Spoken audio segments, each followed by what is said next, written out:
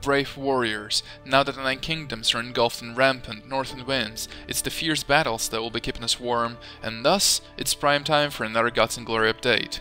The new version, 3.8.0, is bringing new citadel levels, instrument synthesis, and much desired changes to the epic Elder Gods units.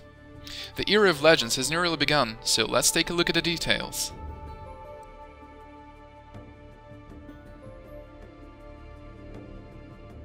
It's time to explore new horizons. At the very heart of your city stands the Citadel, the rampart to guard your realm and project your power. Previously, you were only able to level up to 25, but as of this update, the level cap has been raised to 30. A citadel won't last on its own without the support of the city. Supplies, army, trade and walls are all equally important in keeping your city thriving. A multitude of city structures have received new opportunities and bonuses. These changes will affect various buildings, most importantly the port, barracks, wall and headquarters.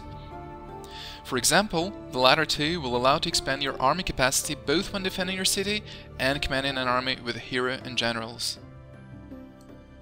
And let's not forget the modules. These are essential buffs to any castle. Most buildings now feature new module levels that will ease your path to conquest. Numerous university technology trees have also been expanded. Among other things, you will be able to increase movement speed on different types of terrain, increase the speed, and reduce the cost of enhancing items, and more.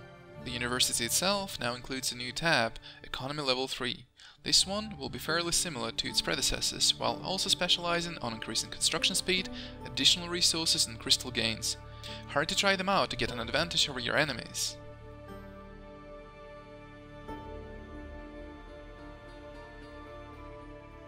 Mining instruments is a tough task on its own, especially given that the bloodthirsty monsters pose a serious threat to the newly fledged warriors. As a result, we've decided to ease the process by adding a feature to the forge, Instrument Synthesis. To keep it simple, you will now be able to combine your instruments to get higher level instruments instead. Thus, gearing up your tunes will be easier, and enhancing their armor even more so.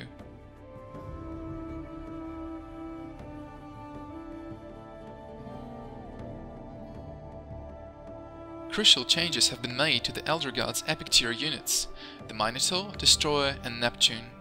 First, they'll get buffed up.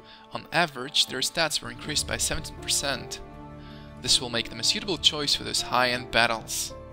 To make them even more competitive in the game, their unit weight has been reduced from 12 to 10.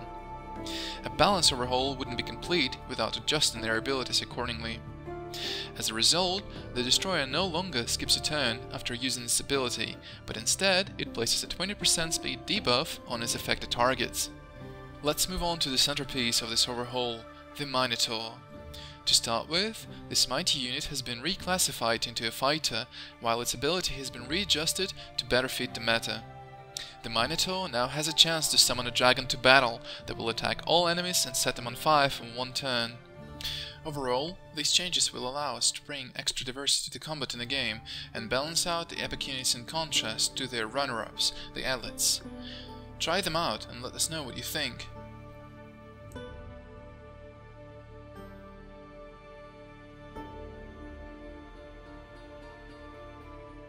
Alongside the newly introduced building levels, maximum army capacity has also grown. Each house increases city capacity by 20 points at level 30, while hero and wall can field units weighing up to 140 points. Generals have also received their respective capacity buffs per levels 26 to 30. Aside this proportional growth, several generals' capacity values have been readjusted as well. As a result, the Renegade, Keeper of the Dead Fire, Wolfguard and the Northern Princess can now field more units overall. This will make each general more competitive and a viable alternative to the hero.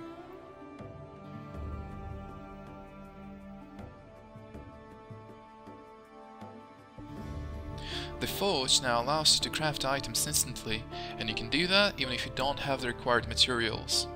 Please note that this feature is unavailable for recipes that contain divine materials or materials otherwise restricted to events, for example, the St. Patrick's Festival or the Christmas festive gear. Improving your alliance's standing with the gods has been optimized. you no longer have to wait out a period of time after investing resources or tablets into leveling a god. This will make the process far more fluid and enjoyable overall. Alliance Capital Interface now includes a button that allows you to teleport your city to the Alliance territory. Please note that this action still requires you to have an Alliance teleport consumable. Forge Interface now specifies actions in progress: crafting, enchanting, or enhancing. When missing resources to launch a construction or research, you can navigate to the resource packs that will now show the amount of missing resources. The resource tab itself in the store now also shows production consumables. You will now be able to switch between your barracks to launch several recruitment drives with ease. Alright then, hope you enjoyed the new features. Give us a thumbs up if you liked it, subscribe if you loved it, and hit that bell button to stay tuned for more videos to come.